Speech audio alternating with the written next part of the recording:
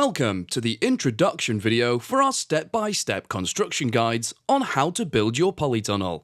We understand that being able to see is better than reading off a page. A picture speaks 1,000 words. This is why we have created step-by-step instructional videos detailing every part of the construction of your polytunnel.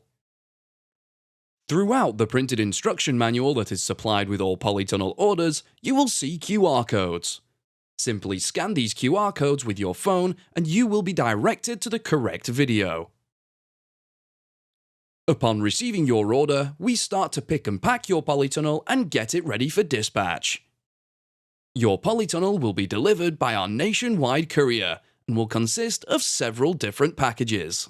If you have any queries regarding delivery of your polytunnel, please visit www.firsttunnels.co.uk/shipping.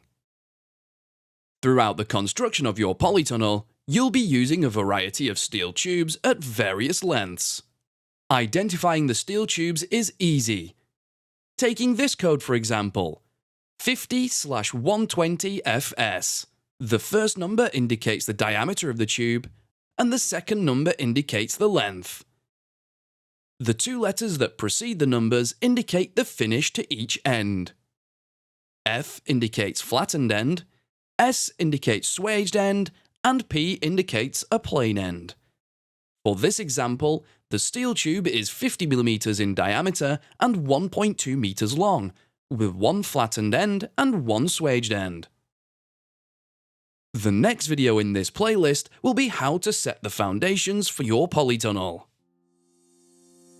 You can find more videos to help you build your polytunnel at construct.firsttunnels.co.uk. We also have a construction helpline if you require any further assistance.